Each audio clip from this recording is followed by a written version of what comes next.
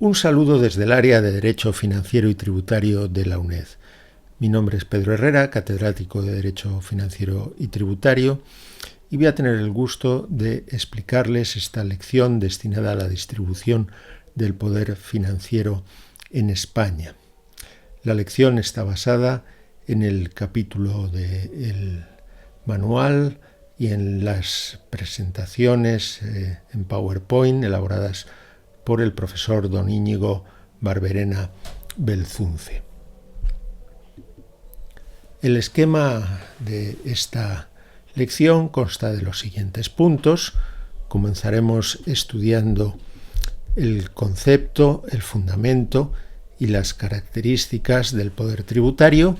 Veremos quiénes son sus titulares, es decir, básicamente el Estado, las comunidades autónomas y las corporaciones locales. A continuación, estudiaremos los límites generales al poder tributario, generales en el sentido de que se aplican a todos los entes territoriales. Por una parte tenemos los límites constitucionales y por otro los límites derivados de los tratados internacionales y del derecho europeo.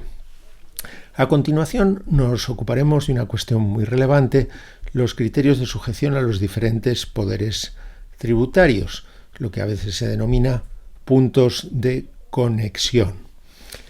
Si recibo una herencia, tendré que pagar el impuesto sobre sucesiones y el punto de conexión determinará a qué comunidad autónoma tengo que pagar y qué normas autonómicas van a resultar aplicables.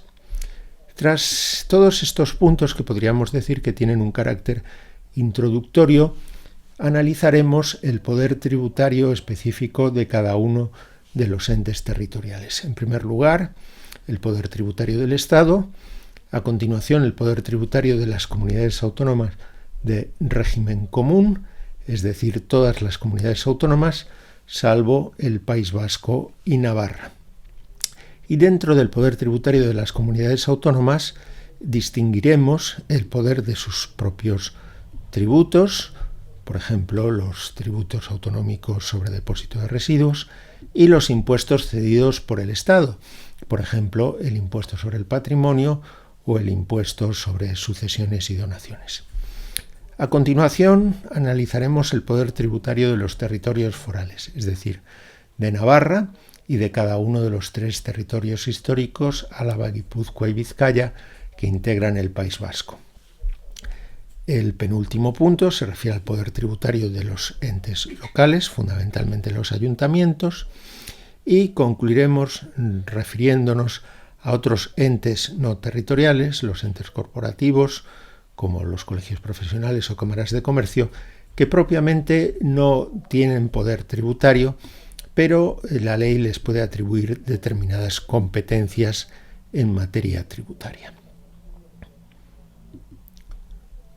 Comencemos, pues, con el concepto del poder tributario. Podemos derivar este concepto de los artículos 133, párrafo primero, y 133, párrafo segundo de la Constitución.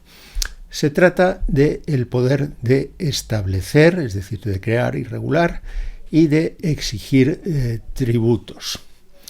El poder tributario forma parte de otro concepto más amplio, el poder financiero, que abarca tanto el poder de realizar gastos públicos como el de obtener otros ingresos distintos o el establecer otros recursos financieros distintos de los tributarios, como la deuda pública o los ingresos patrimoniales, pero estas materias no serán objeto de estudio en esta lección, que se va a centrar en el poder tributario.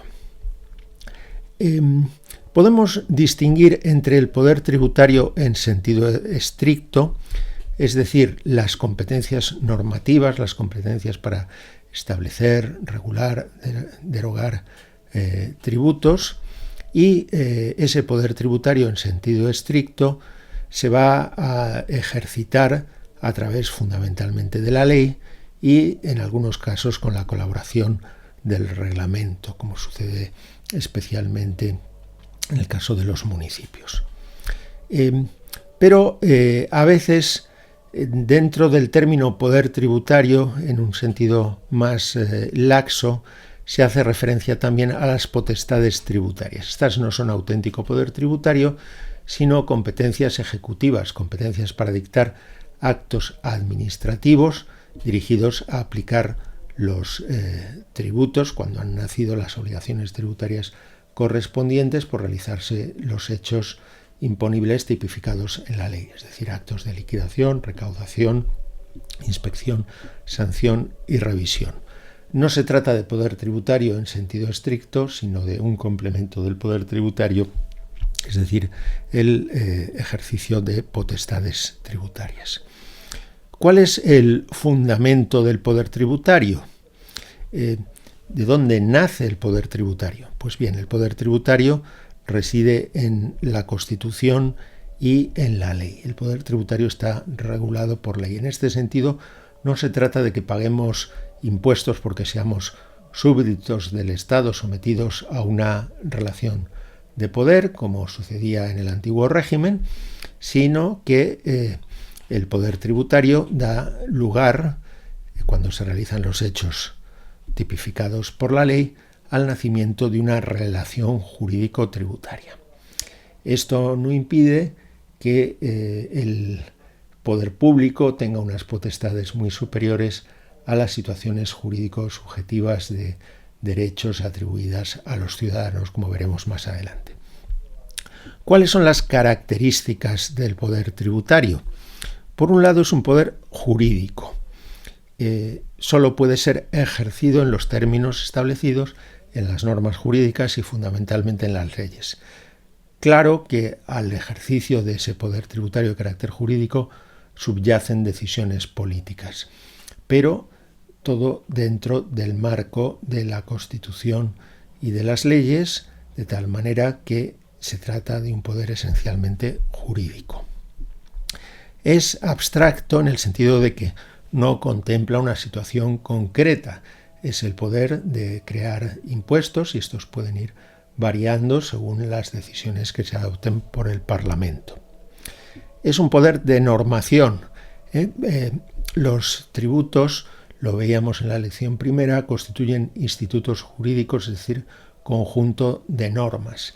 Y, como les decía, en sentido estricto, el poder tributario es un poder normativo, poder de aprobación de normas, fundamentalmente de leyes, aunque en sentido amplio abarque también esas potestades tributarias de aplicación a las que nos hemos referido antes. El poder tributario está limitado en un doble sentido. Por una parte, porque existen límites que nacen del derecho internacional, convenios de doble imposición, del derecho europeo, por ejemplo, la directiva que regula el impuesto sobre el valor añadido, y también, lógicamente, de los principios de justicia establecidos en la Constitución. Pero también es limitado en otro sentido, y es que el poder se reparte entre distintos entes, Estado, comunidades autónomas y corporaciones locales, y de tal manera el poder de cada uno de estos tres entes, aunque de manera distinta, limita el de los demás. Está sometido a control jurisdiccional.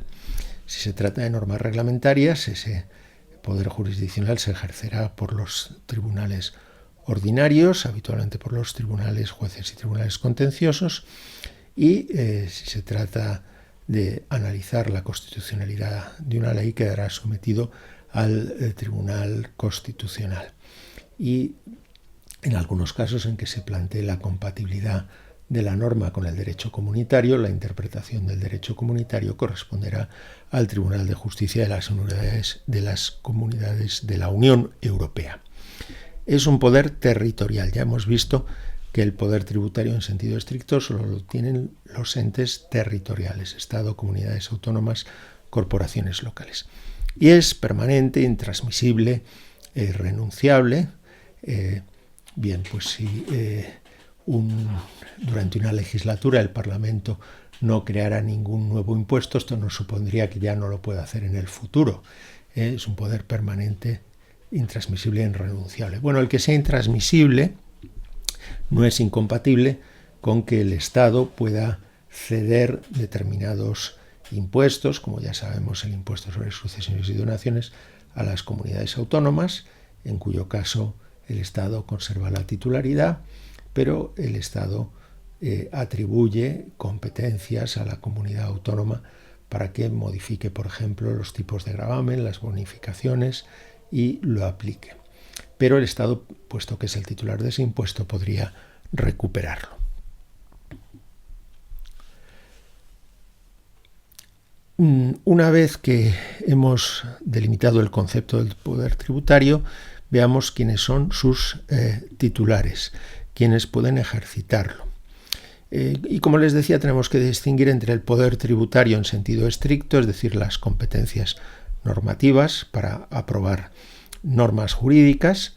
Bien, en el caso del Estado, ese poder radica en las Cortes Generales y es un poder que deriva de la Constitución. En el caso de las comunidades autónomas, corresponderá al Parlamento o a las asambleas regionales, y en este caso el poder deriva de la Constitución, pero no de manera inmediata, sino a través de los estatutos de autonomía y dentro de la configuración prevista en la Ley Orgánica de Financiación de las Comunidades Autónomas.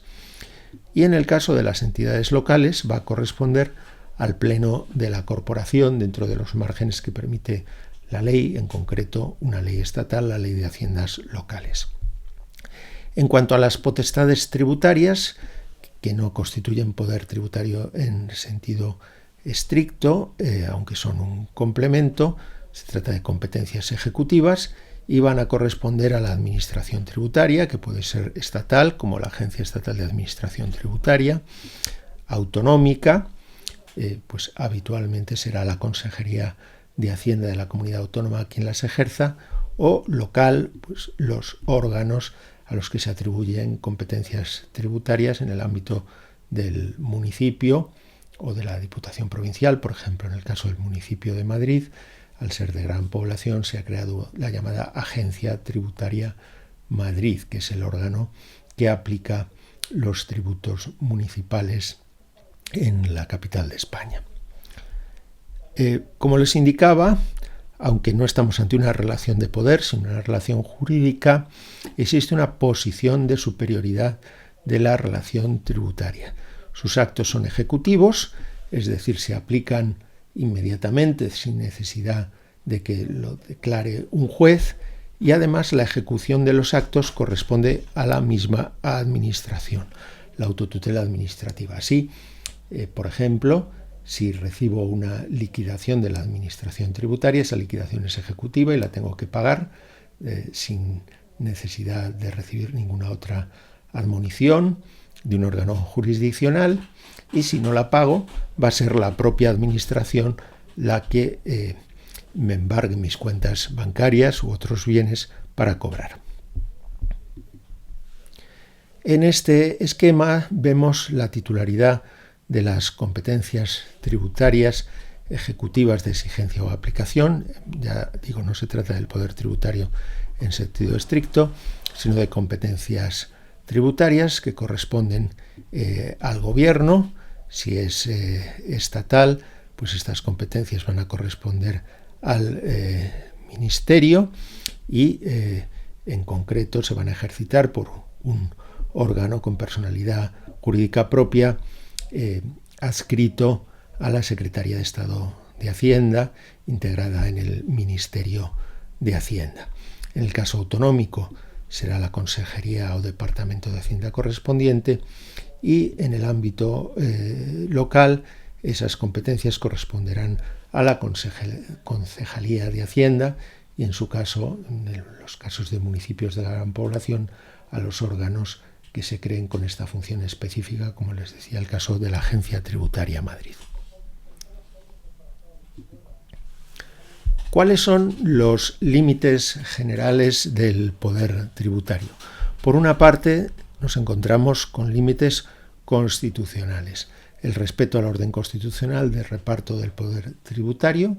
El poder tributario del Estado queda limitado por el de las comunidades autónomas y las corporaciones locales, de las comunidades autónomas por el del Estado y las corporaciones locales y Lo mismo cabría decir del de las propias corporaciones locales. Y además por la aplicación de los principios materiales y formales de justicia. Los principios materiales los hemos estudiado en la lección segunda y los principios formales, fundamentalmente el principio de reserva de ley, se estudiarán en la siguiente lección. Tenemos también límites derivados de los tratados internacionales y del derecho de la Unión Europea.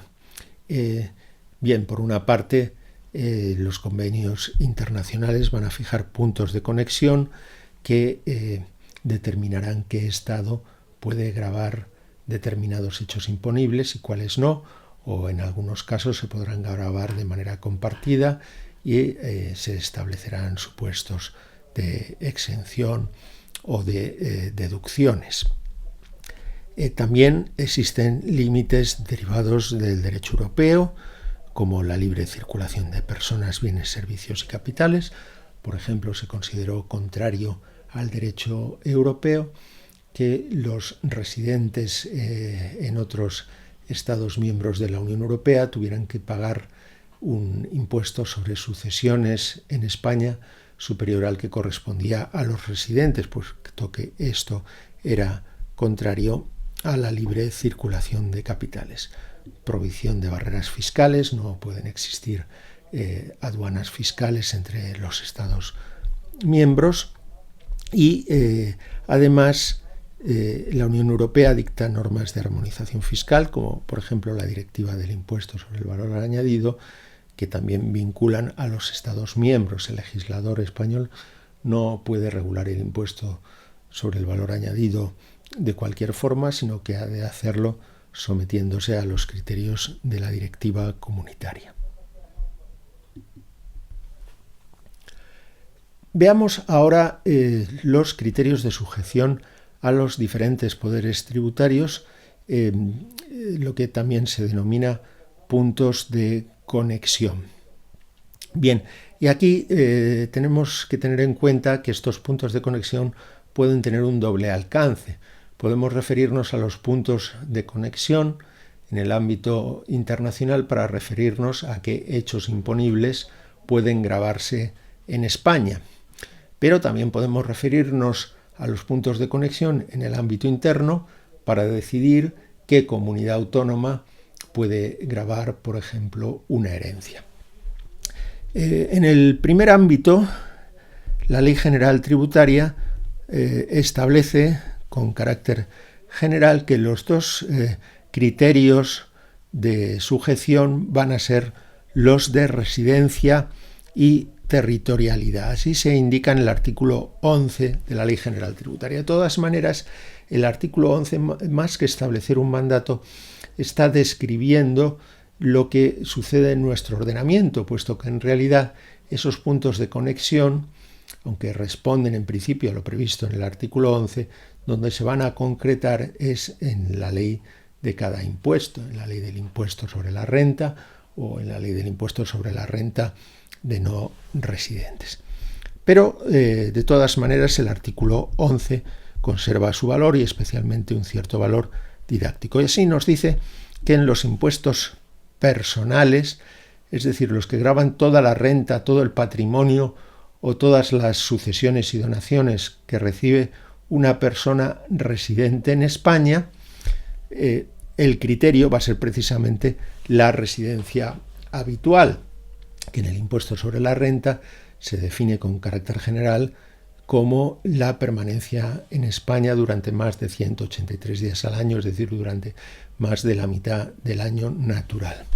Esto es lo que se suele denominar obligación personal de contribuir, es decir, que la persona residente en España va a tener que tributar por su renta mundial, por todas las rentas que obtenga en cualquier parte del mundo, por su patrimonio mundial, por todas sus propiedades en cualquier parte del mundo, o bien por todas las herencias y donaciones que obtenga en cualquier parte del mundo. En cambio, los impuestos reales gravan bienes concretos. Por ejemplo, el impuesto sobre bienes inmuebles, un impuesto municipal, grava propiedades inmobiliarias, y el impuesto sobre vehículo de tracción mecánica grava la titularidad de un vehículo de motor. Pues bien, en esos impuestos reales, el criterio para poder gravarlos va a estar en el lugar donde radican los bienes o donde se celebran los negocios. Esto es lo que se denomina obligación real de contribuir. Por ejemplo, si una persona es no residente, pero es titular de una casa en Barcelona, va a tener que pagar al Ayuntamiento de Barcelona el impuesto sobre bienes inmuebles, aunque no sea residente, porque estamos ante un impuesto real.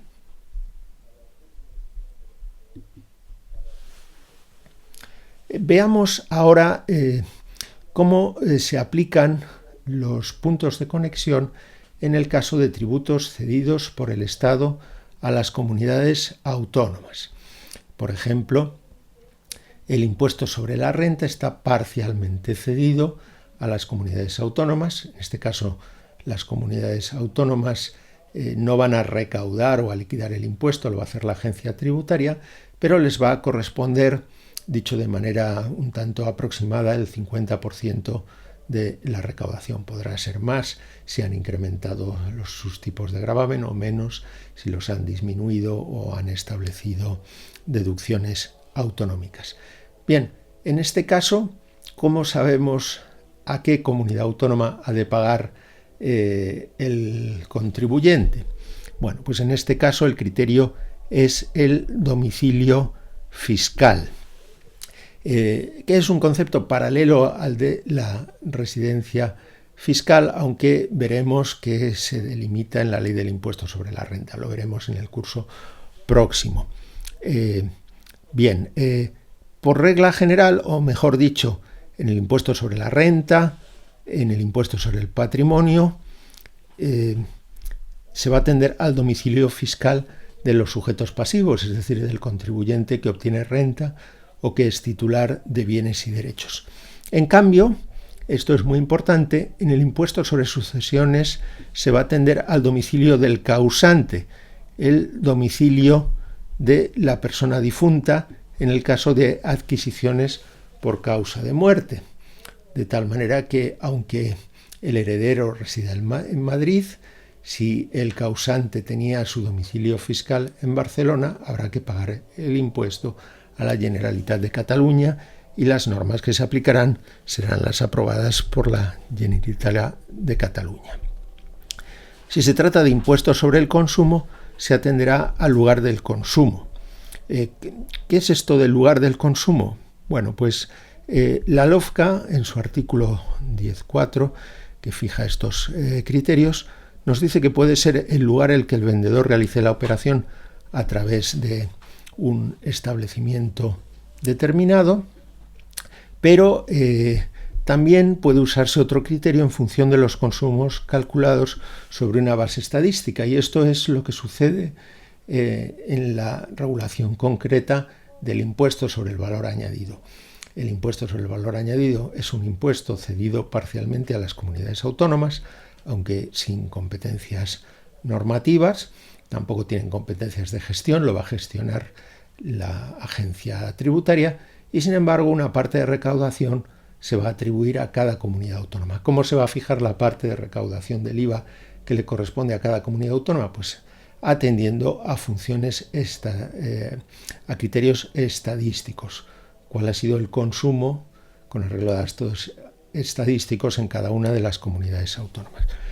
En lo que se refiere a impuestos sobre operaciones inmobiliarias, por ejemplo, la adquisición de un inmueble de un particular, en cuyo caso habría que pagar el impuesto sobre transmisiones patrimoniales, se atenderá al lugar donde radique el inmueble. Bien, todo esto lo estudiaremos con mucho más detalle en las asignaturas de Derecho Financiero y Tributario 2, pero ahora nos basta con tener estas ideas generales que también son importantes. Tras estas diapositivas, que tenían un cierto carácter introductorio en el sentido de que son comunes a los distintos titulares del poder financiero, nos vamos a centrar ahora en el poder tributario del Estado. El artículo 133, párrafo primero de la Constitución, nos dice que el poder tributario del Estado tiene un carácter originario y se ejerce mediante ley. Bien, hay que precisar qué quiere decir la Constitución cuando lo denomina poder tributario originario. En realidad, en sentido estricto, no es originario, porque para que sea originario, el poder tributario nacería de la propia condición de Estado y en realidad no nace del Estado, sino que nace de la Constitución. Así que se puede decir que es derivado en el sentido de que deriva de la Constitución. Lo que sucede es que deriva inmediatamente de la Constitución, de ese artículo 133, sin que sean necesarias otras leyes, mientras que el poder tributario de las comunidades autónomas, aunque también tiene respaldo en la Constitución, deriva de los preceptos de los estatutos de autonomía y con arreglo también a las previsiones de la Ley Orgánica de Financiación de las Comunidades Autónomas. El poder tributario del Estado no es exclusivo. ¿Por qué? Porque también tienen poder tributario las comunidades autónomas y en menor medida las corporaciones locales. Por tanto, si conviven varios poderes tributarios, el del Estado no puede calificarse de exclusivo. Sin embargo, no es idéntico o equiparable al poder tributario de las comunidades autónomas. Es un poder más intenso que el de las comunidades autónomas o las entidades locales. ¿Por qué? Porque está directamente otorgado por la Constitución y no puede modificarse por ley ordinaria. Por poner un ejemplo, recientemente en la Ley de Prevención del Fraude se ha modificado la Ley General Tributaria prohibiendo amnistías fiscales. Pero esto en realidad no limita el poder tributario del Estado, porque una ley posterior podría apartarse de ese precepto. Bien, ya les he indicado que es más intenso que el de otros entes territoriales. En el ámbito interno solo está limitado por la Constitución, aunque el legislador, en la medida que aprueba leyes orgánicas, también queda delimitado por ellas, a no ser que las modifique mediante la mayoría absoluta que las caracteriza. El Estado tiene competencia, dice la Constitución, sobre Hacienda General, artículo 149.1.14, y sobre las bases del régimen jurídico de las administraciones públicas, artículo 149.1.18. Estas expresiones quizá resulten algo difíciles de entender, pero han sido precisadas por el Tribunal Constitucional. Y así se entiende que los aspectos básicos de la Ley General Tributaria y también toda la regulación de las haciendas locales corresponde en exclusiva al Estado. Es decir, por ejemplo, las comunidades autónomas, con la excepción de los territorios forales, no pueden aprobar impuestos locales. Aunque una reciente sentencia del Tribunal Constitucional se ha admitido que las comunidades autónomas pueden establecer recargos sobre sus propios tributos. Por ejemplo, en el caso de la Comunidad Autónoma de Cataluña, ha creado un impuesto propio autonómico, un impuesto sobre estancias turísticas, y ha atribuido al municipio de Barcelona la posibilidad de establecer un recargo. ¿Es esto contrario a la competencia exclusiva del Estado sobre la Hacienda General? Bien, pues el Tribunal Constitucional ha llegado a la conclusión de que no es así, porque el propio Estado, a través del artículo 38.2 de la Ley de Haciendas Locales, permite que las comunidades autónomas establezcan recargos sobre sus propios tributos, en la medida en que es el propio Estado el que otorga esta facultad a las comunidades autónomas. No es incompatible con la competencia exclusiva del Estado sobre la Hacienda General. Además, el Estado, según señala el artículo 157, párrafo tercero de la Constitución, tiene la función de establecer el sistema de distribución y articulación de competencias tributarias entre el Estado y las comunidades autónomas. Y así en la ley orgánica que se ha aprobado en desarrollo del artículo 157.3 de la Constitución, prevé esas relaciones entre la Hacienda del Estado y de las comunidades autónomas, menciona qué tributos se pueden ceder y también establece límites a la creación de tributos propios por parte de las comunidades autónomas.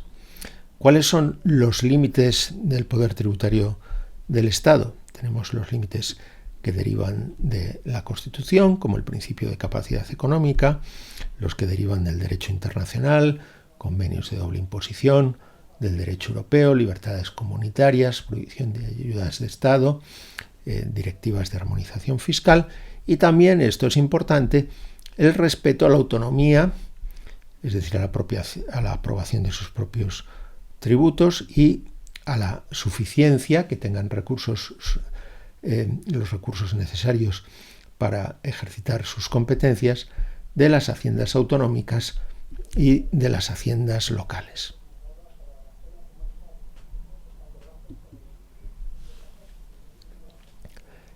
Veamos ahora cuál es el poder tributario de las comunidades autónomas de régimen común.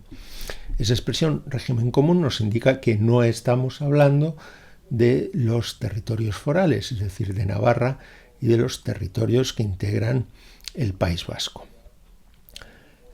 Bien, veamos algunos límites de las comunidades autónomas respecto a la creación y regulación de sus propios tributos.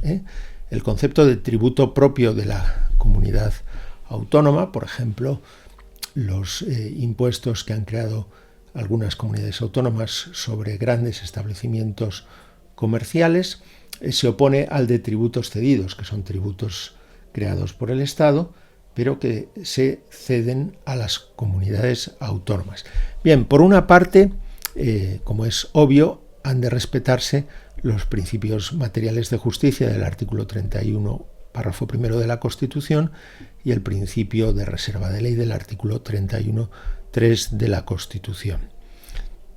También se ha de respetar el orden constitucional del reparto de competencias. Y para facilitar que este principio se cumpla, la Ley Orgánica de Financiación de las Comunidades Autónomas prevé la creación de un Consejo de Política Fiscal y Financiera.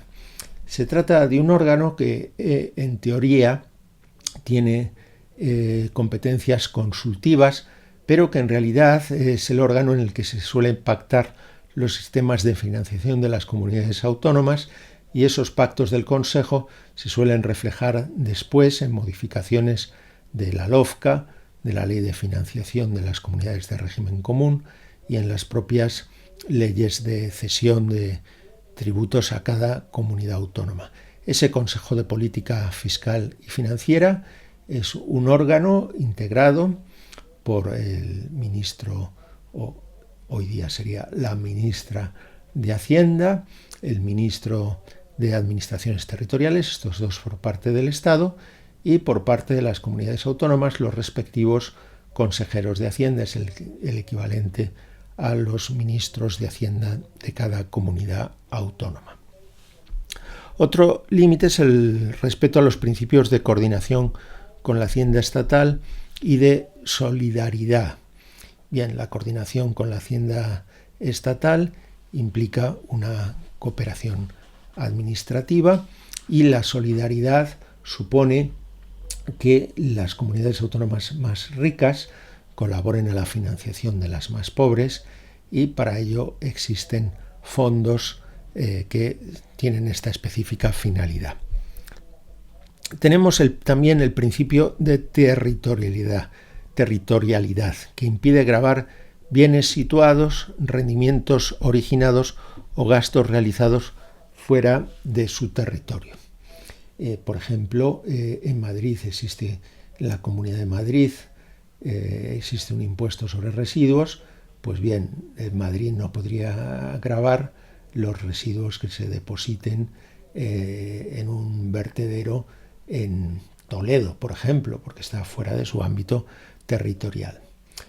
Sin embargo, el Tribunal Constitucional considera que en el caso de que una comunidad autónoma establezca un recargo sobre el impuesto sobre la renta de las personas físicas, posibilidad que se prevé en la LOFCA, esto es plenamente legítimo. Lógicamente, si una comunidad autónoma establece un recargo sobre el impuesto sobre la renta, como lo van a pagar los residentes en esa comunidad autónoma, o por dicho con mayor precisión, las personas que tengan su domicilio fiscal en esa comunidad autónoma, eso supone que esa comunidad autónoma va a gravar las rentas que obtenga esa persona en cualquier otra comunidad autónoma. ¿Supone esto gravar bienes situados fuera de su territorio? Según el Tribunal Constitucional, no, porque esta prohibición se refiere a bienes o rendimientos específicos y el impuesto sobre la renta grava la totalidad de la renta. De todas maneras, en la actualidad no se establecen recargos autonómicos sobre el impuesto sobre la renta y la explicación está en que las comunidades autónomas tienen otro mecanismo más cómodo, que es, puesto que existe una cesión parcial del impuesto sobre la renta, la comunidad autónoma simplemente puede incrementar los tipos de gravamen de la escala autonómica. Tenemos también un principio de unidad de mercado, que incluye la prohibición de barreras fiscales y la libre circulación de personas, mercancías, servicios y capitales. Por ejemplo, no se podía establecer algo parecido a un tributo aduanero entre comunidades autónomas y que cuando entran las mercancías en una comunidad autónoma desde otra tuvieran que pagar. Esto estaría totalmente prohibido. También sería contrario al derecho comunitario. Lo que sí pueden hacer legítimamente las comunidades autónomas es reducir los tipos de gravamen de sus impuestos cedidos cuando se les concede esta facultad o establecer beneficios fiscales cuando se les concede esta facultad. Esto puede determinar que crear un negocio en una comunidad autónoma sea fiscalmente más ventajoso que crearlo en la comunidad autónoma limítrofe. Sin embargo, a juicio del Tribunal Constitucional, esto no lesiona el principio de unidad de mercado. De esto nos hemos ocupado en parte en la lección anterior sobre el principio de capacidad económica y su compatibilidad con el reparto del poder tributario. ¿Y cuál es el poder tributario de las comunidades autónomas en lo que se refiere a sus propios tributos, específicamente la prohibición de doble imposición con otros tributos estatales o locales? Pues bien, la prohibición de doble imposición se regula en el artículo 6, párrafo segundo y tercero de la Ley Orgánica de Financiación de las Comunidades Autónomas.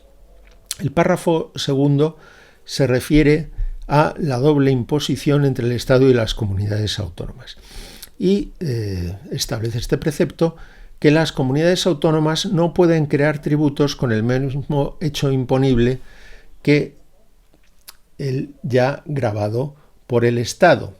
Sí es posible gravar el mismo objeto de manera más entendido como algo mucho más genérico que el hecho imponible. El hecho imponible es el presupuesto de hecho tipificado por la ley y el objeto imponible es la riqueza gravada. Por ejemplo, sería claramente inconstitucional que una comunidad autónoma creara un impuesto sobre la renta, porque la renta es un hecho imponible que ya está gravado por el Estado. Sin embargo, no es inconstitucional, es conforme con la Constitución la creación de un impuesto catalán sobre activos no productivos de las empresas, yates, embarcaciones que están a nombre de las empresas y que en realidad se utilizan para el disfrute por parte de los directivos o los accionistas de la empresa. Bien, de alguna manera este impuesto está gravando una riqueza que ya está sujeta por otros impuestos estatales. Podría discutirse si el impuesto sobre sociedades o el impuesto sobre el patrimonio. Sin embargo, el hecho imponible es distinto y por consiguiente es compatible con la Constitución. En cambio, el Estado sí que puede crear tributos con el mismo hecho imponible que uno autonómico. ¿Qué es lo que sucede en este caso? Que el impuesto estatal va a hacer desaparecer al impuesto autonómico. Por ejemplo, así sucedió que varias comunidades autónomas habían creado impuestos sobre depósitos bancarios, por ejemplo, Extremadura. Pues bien, el Estado después decide crear su propio impuesto sobre depósitos bancarios y esto hace desaparecer, aquí opera la prohibición de doble imposición, pero en el sentido de que el impuesto estatal hace desaparecer los impuestos autonómicos. Lógicamente, en este caso, el Estado tiene que compensar a la comunidad autónoma por la pérdida de recursos. Actualmente se está tramitando en las Cortes un proyecto de ley de impuestos sobre depósito e incineración de residuos. Y dado que muchas comunidades autónomas tienen impuestos que gravan el mismo hecho imponible, si finalmente este impuesto se aprueba, esto supondrá la desaparición de los impuestos autonómicos. Bien, en ese caso habrá que compensar a esas comunidades autónomas. En parte esa compensación está prevista que se realice mediante la propia cesión del impuesto estatal, pero si a pesar de todo existiera una pérdida de recaudación, serán necesarias otras transferencias para compensar a las comunidades autónomas. ¿Y qué sucede con la doble imposición entre comunidades autónomas y entes locales? Pues bien, las comunidades autónomas no pueden crear tributos con el mismo hecho imponible que ya esté gravado por un impuesto local. Inicialmente la prohibición era más amplia y no se podían gravar las materias previstas en la Ley de Haciendas Locales como materias de tributación local. Pero después, para facilitar que las comunidades autónomas tuvieran un mayor espacio para su gravamen, la prohibición se ha limitado al hecho imponible. Un ejemplo que ha quedado anticuado pero que puede ser útil, pues bien, el antiguo impuesto balear sobre instalaciones contaminantes fue declarado inconstitucional porque el tribunal entendió que se superponía al impuesto sobre bienes inmuebles. Básicamente, dijo el tribunal, se estaba gravando lo mismo, aunque en ese momento se prohibía gravar las materias imponibles reservadas a las entidades locales y no de la manera que se hace hoy, gravar solo el mismo hecho imponible. Las comunidades autónomas pueden crear tributos que graven materias gravadas por un tributo, por un impuesto local. Bien, esto es novedoso, deriva de una reforma de la LOFCA y supone que aunque la materia gravada sea la misma, por ejemplo los vehículos, si el hecho imponible es distinto, esa doble imposición es admisible.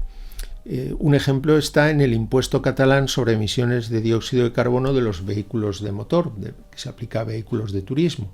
Pues bien, la titularidad de vehículos de turismo ya está gravada por el impuesto municipal de circulación y si se trata de un vehículo que está matriculado en Cataluña, además va a haber que pagar el impuesto catalán sobre emisiones de dióxido de carbono.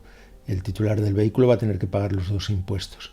¿Es admisible esta doble imposición? Pues sí lo es, y así lo ha dicho expresamente el Tribunal Constitucional, porque aunque la materia imponible sea la misma, el vehículo, los hechos imponibles son distintos. En un caso es la mera titularidad del vehículo y en otro son las emisiones potenciales que según sus características técnicas va a emitir ese vehículo.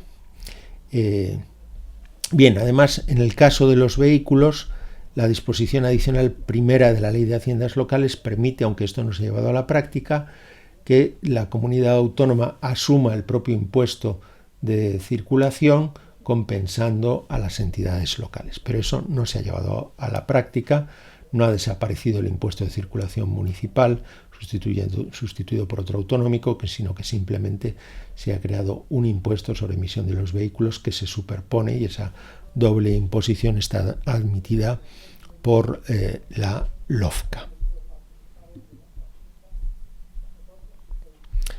Veamos ahora los límites del poder tributario de las comunidades autónomas de régimen común respecto de los tributos cedidos por el Estado. ¿Cuáles son estos tributos? Quizá los más relevantes, aunque hay otros, son el caso de el impuesto sobre la renta, pero con carácter parcial y sin competencias normativas ni de gestión, el impuesto sobre el patrimonio, el impuesto sobre sucesiones y donaciones con competencias normativas y de gestión, o el impuesto sobre transmisiones patrimoniales y actos jurídicos documentados con competencias normativas y de gestión, aunque existen otros. Bien, puede ser que se ceda solo la recaudación del impuesto, como sucede en el impuesto sobre el valor añadido, que también se define como impuesto cedido, pero en realidad toda la regulación y la gestión se atribuyen por el Estado y después de manera estadística, atendiendo al consumo en cada comunidad autónoma, se atribuye una parte de la recaudación a cada comunidad autónoma. Pero puede ser que también se cedan competencias normativas, y esto sucede en diversos impuestos desde 1996. Y esas competencias normativas pueden actuar sobre la tarifa, tipos de gravamen y las deducciones. Y así sucede en el impuesto sobre la renta, el impuesto sobre patrimonio, el impuesto sobre sucesiones y donaciones, el impuesto sobre transmisiones patrimoniales y actos jurídicos documentados. ¿Qué sentido tiene ceder esas competencias normativas? Pues bien, se supone que así se intensifica, se potencia la corresponsabilidad fiscal. Es decir, que la comunidad autónoma no solo decida sobre su gasto, sino que decida sobre los tributos que van a financiar ese gasto y decida incrementarlos o disminuirlos. Y esto tiene lugar sobre todo a través de los impuestos cedidos, porque aunque las comunidades autónomas tienen también impuestos propios, por ejemplo, ese impuesto sobre circulación, sobre emisiones de dióxido de carbono de los vehículos en Cataluña, esos impuestos propios, aunque son muy numerosos, tienen muy poca potencia recaudatoria, recaudan poco. En cambio, los impuestos cedidos recaudan mucho más, de tal manera que una comunidad autónoma puede decidir incrementar los tipos de gravamen de sus impuestos cedidos para disponer de más recursos y prestar mejores servicios. ¿Qué sucederá en ese caso? Que los ciudadanos valorarán si el pago de mayores impuestos y la recepción de mayores servicios les resulta conveniente, entonces seguirán apoyando a los parlamentarios y al gobierno que han adoptado esas decisiones, o si no están satisfechos, votarán a otro partido que tengan una política distinta. Bien, y en eso consiste la corresponsabilidad fiscal. Por usar una expresión castellana, a través de la corresponsabilidad fiscal, el gasto no se financia con pólvora del rey, sino que es cada comunidad autónoma la que tiene que dar la cara entre los ciudadanos, exigiéndoles más o menos impuestos según la política de gasto que quieran desarrollar. Bien, ¿dónde se regula esa cesión? El marco orgánico está en la Ley Orgánica de Financiación de las Comunidades Autónomas, que indican qué tributos se pueden ceder, después en las leyes específicas de cesión a cada comunidad autónoma, y el marco general se encuentra también en la Ley 22 de 2009, por el que se regula el sistema de financiación de las comunidades autónomas de régimen común. Esa Ley 22-2009 está coordinada con las específicas de cesión a cada comunidad autónoma. Nos ocuparemos ahora del poder tributario de los territorios forales. Su fundamento se encuentra en la disposición adicional primera de la Constitución. Esta, de modo un tanto lacónico, nos dice que la propia Constitución ampara y respeta los derechos históricos de los territorios forales. Los territorios forales, Álava, Guipúzcoa y Vizcaya, en el País Vasco y Navarra, tenían tradicionalmente un régimen fiscal peculiar, aunque en Guipúzcoa y Vizcaya se suprimió durante el régimen del general Franco. Por una parte, por tanto, existe ese fundamento histórico. Pero lo más importante para un jurista es que ese fundamento histórico ha sido recogido expresamente por la Constitución. Y es la Constitución, en su disposición adicional primera, la que ampara y respeta. ¿Qué es lo que se ampara? Pues los rasgos característicos de ese derecho histórico, aunque este se actualice y se adecue a la Constitución. ¿Dónde se realiza esa adecuación y actualización? Pues, en primer lugar, en el artículo 45 de la Ley Orgánica de amejoramiento del régimen fiscal navarro, el equivalente al Estatuto de Autonomía de Navarra, y también en el artículo 41 del Estatuto del País Vasco. ¿Quiénes son los titulares de este poder? En el caso de Navarra, donde se habla de régimen de convenio, se ejerce mediante ley foral. En el caso del País Vasco, el poder tributario no se atribuye a la comunidad autónoma, el poder tributario histórico me refiero, no se atribuye a la comunidad autónoma, sino a cada uno de los 3 territorios históricos, Álava, Guipúzcoa y Vizcaya, y en este caso se habla de régimen de concierto. Claro, Navarra tiene su propio parlamento y ejerce su poder tributario foral a través de las leyes. En el caso del País Vasco, el poder legislativo se encuentra en el Parlamento Vasco. Álava, Guipúzcoa y Vizcaya no pueden dictar leyes. Entonces podríamos preguntarnos cómo ejercitan su poder tributario. Pues bien, a través de lo que se llama normas forales. La mayoría de la doctrina, aunque esta es una cuestión discutida, entienden que se trata de normas reglamentarias, en el sentido de que si no son leyes, serán normas reglamentarias. Sin embargo, hay que tener en cuenta que desde una reforma de la Ley Orgánica del Tribunal Constitucional, su control se reserva al Tribunal Constitucional. Es decir, aunque se afirme que son normas reglamentarias, no pueden controlarse por los tribunales contenciosos, sino solo por el Tribunal Constitucional. Entonces, ¿qué le queda al Parlamento Vasco? ¿Qué puede hacer el Parlamento Vasco mediante ley? Pues bien, este tiene poderes de armonización y coordinación respecto del ejercicio del poder tributario por cada uno de los territorios históricos.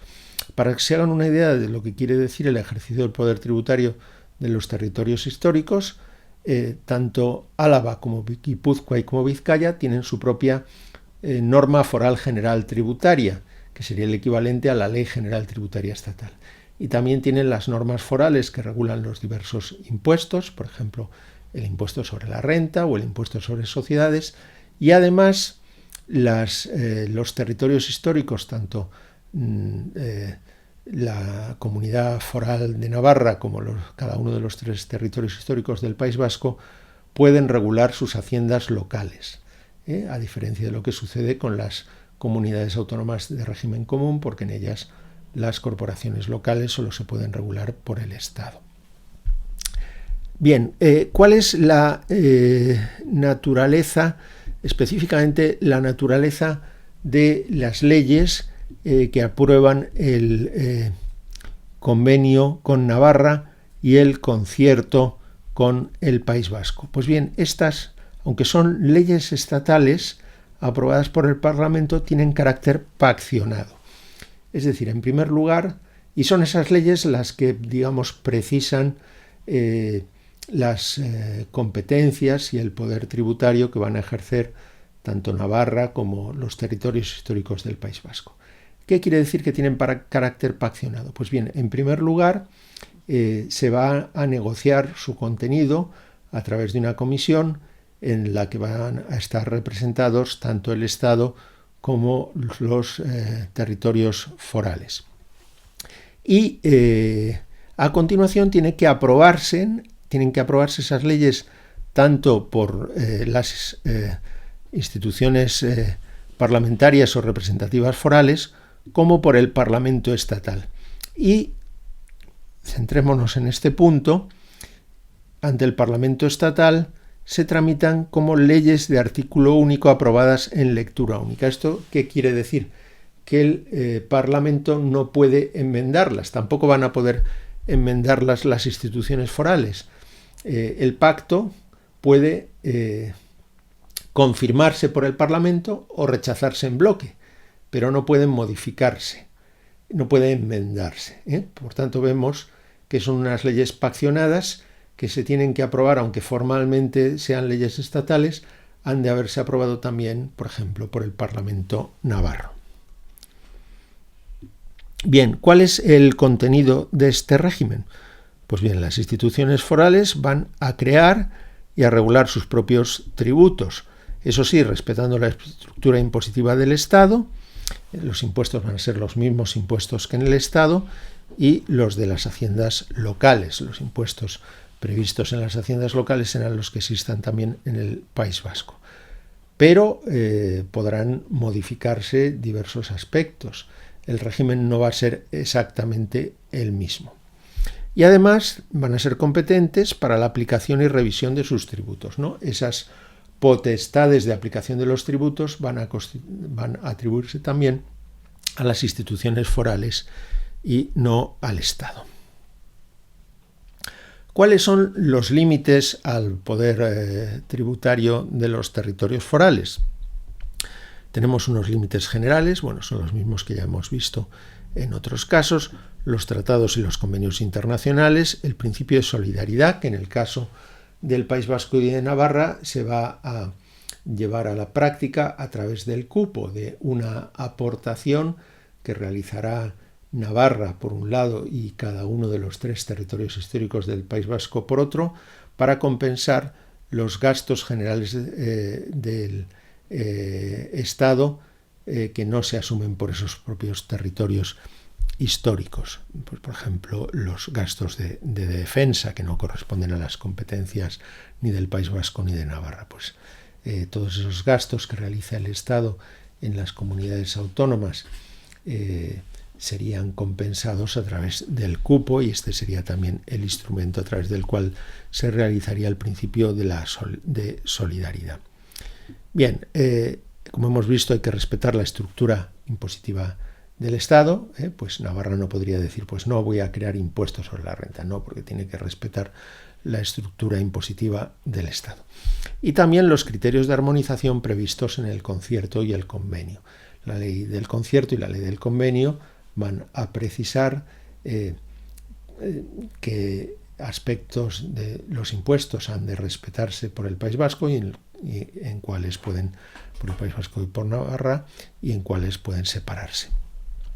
Bien, unos límites específicos son la adecuación a la terminología y conceptos de la Ley General Tributaria. Bien, como les he dicho, pues Álava, Guipúzcoa, Vizcaya, Navarra tienen su propia equivalente a la Ley General Tributaria, en el caso del País Vasco, Norma Foral General Tributaria, y existen algunas diferencias relevantes. Sin embargo, la terminología y los conceptos han de ser la misma. Otro límite es que se dice que la presión fiscal efectiva global ha de ser equivalente a la existente en el resto del Estado. El concepto de presión fiscal significa generalmente que porcentaje supone la recaudación fiscal respecto del Producto Interior Bruto. Bien, pues al menos en teoría esa presión fiscal efectiva global en los territorios forales ha de ser equivalente, no dice idéntica, sino equivalente a la existente en el resto del Estado. Bien, también tienen que respetarse las libertades de establecimiento y circulación en todo el territorio español, y no solo en el territorio español, sino en el ámbito de la Unión Europea. Existen unos órganos de coordinación entre las instituciones forales y el Estado, y también unas juntas arbitrales que van a resolver los conflictos cuando existan dudas sobre la aplicación de los puntos de conexión. Por ejemplo, esta empresa de tributar en La Rioja o de tributar en el País Vasco, bueno, pues las juntas arbitrales resolverían este tipo de conflictos.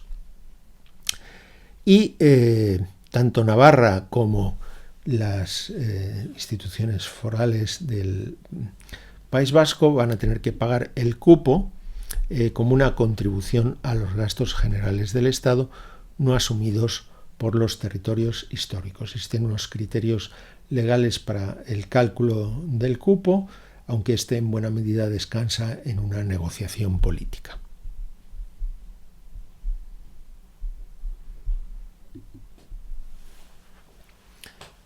Para ir concluyendo, vamos a analizar el poder tributario de los entes locales, que se consagra en los artículos 133.2 y 142 de la Constitución española. Este poder tributario viene delimitado por una ley estatal, por el texto refundido de la Ley de Haciendas Locales. Y ya sabemos que, en cambio, las comunidades autónomas, salvo en el caso de los territorios forales, no pueden regular los impuestos locales, aunque sí pueden ceder impuestos autonómicos a los entes locales, esto no es frecuente, o establecer recargos municipales sobre tributos propios, y esto tampoco es frecuente, aunque sí tenemos un ejemplo como ese recargo municipal que Barcelona puede establecer sobre el impuesto de estancias turísticas catalán. Bien, ¿qué puede hacer las entidades locales? Pues bien, todos los impuestos locales están previstos en la Ley de Haciendas Locales. Dos de ellos tienen lo que se llama carácter potestativo. Son el impuesto sobre construcciones, instalaciones y obras y el impuesto sobre el incremento de valor de los terrenos de naturaleza urbana, conocido habitualmente como la plusvalía municipal, aunque en el momento de realizar esta videoclase este impuesto ha sido declarado inconstitucional y expulsado del ordenamiento por una reciente sentencia del Tribunal Constitucional de octubre de 2021, aunque es muy probable que el Parlamento Estatal apruebe otro impuesto semejante. Bueno, ¿qué significa que son potestativos? Pues que es decisión del Pleno del Ayuntamiento el aplicarlos o no. Y en los demás impuestos, que suelen llamarse impuestos obligatorios, el impuesto sobre bienes inmuebles, el impuesto sobre actividades económicas, el impuesto sobre vehículos de tracción mecánica, conocido habitualmente como impuesto de circulación, en estos casos los ayuntamientos tienen que aplicarlos, pero pueden fijar el tipo de gravamen dentro de unos mínimos y máximos fijados en la ley, pueden establecer o no en ciertos casos aumentos de los tipos y de las cuotas, y también se prevén bonificaciones potestativas. Bonificaciones es el término que se utiliza para designar determinadas deducciones de la cuota, por ejemplo, pues a favor de familias numerosas o de instalaciones energéticas favorables para el medio ambiente, y en estos casos será el municipio el que decida si las aplica o no.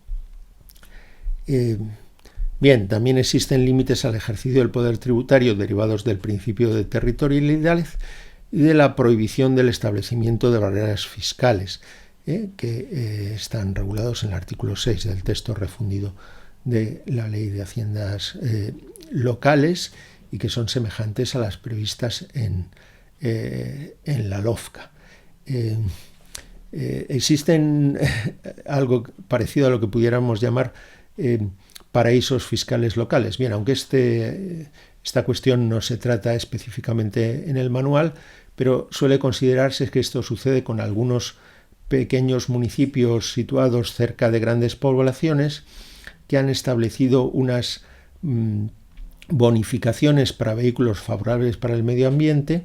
Esto lo permite la Ley de Haciendas Locales, pero lo han hecho describiendo cualquier vehículo moderno como vehículo favorable para el medio ambiente, de tal manera que han atraído a flotas de vehículos de alquiler que en realidad van a circular en las grandes ciudades que están a su alrededor, pero así obtienen una notable recaudación.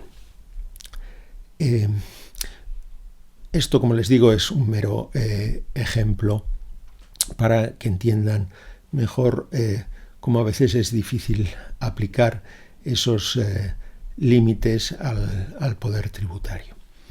¿Quién es el titular del poder tributario local? El Pleno de la Corporación Municipal, y lo ejercerá a través de ordenanzas fiscales. Ordenanzas fiscales son los reglamentos aprobados por el Pleno de la Corporación Municipal que van a regular los tributos locales dentro del marco de las posibilidades que otorga la Ley de Haciendas Locales. Y ahora sí, concluimos con el estudio de otros entes con competencias tributarias. Fíjense que hablamos de competencias tributarias. Propiamente no tienen poder tributario, no pueden crear tributos, pero pueden aplicarlos cuando la ley o en algún caso una norma reglamentaria así lo establezca. ¿De qué tipo de entes públicos estamos hablando? De entes públicos de base no territorial, como los colegios profesionales o las cámaras oficiales, por ejemplo, las cámaras de comercio. Estos entes defienden intereses sectoriales y realizan funciones de interés general. No son titulares del poder tributario, no pueden crear tributos, pero pueden exigirlos cuando una norma lo establezca. Con carácter general, esa norma ha de ser una ley, como se deduce de los artículos 4, párrafo tercero y 5, párrafo segundo de la Ley General Tributaria. Pongamos algún ejemplo. Así, aunque ya ha sido derogado, existía el antiguo recurso, llamado así recurso, de las cámaras de comercio, que en realidad constituían recargos sobre el impuesto de actividades económicas, el impuesto sobre la renta o el impuesto sobre sociedades que habían de pagar los miembros de las cámaras de comercio. O, por ejemplo, el artículo 68.2 de la Ley de Colegios Profesionales prevé que los colegios profesionales puedan exigir tasas por la prestación de servicios que correspondan a sus funciones públicas en los términos que la ley determine. Bien es cierto que este precepto necesitaría un complemento en otra ley que precise cuáles son esos términos. Y en el caso de las tasas en las que la reserva de ley es más flexible, esa atribución para exigir tasas a los entes corporativos podría atribuirse por un reglamento. Bueno, por un reglamento de manera concreta, pero de manera abstracta es la ley la que establece esta habilitación, en concreto el artículo 22, párrafo segundo de la Ley de Tasas y Precios Públicos. Con esto concluimos esta videoclase. Espero que les haya sido de utilidad y seguiremos encontrándonos en otras lecciones impartidas por el área de Derecho Financiero y Tributario de la Universidad Nacional de Educación a Distancia. Muchas gracias.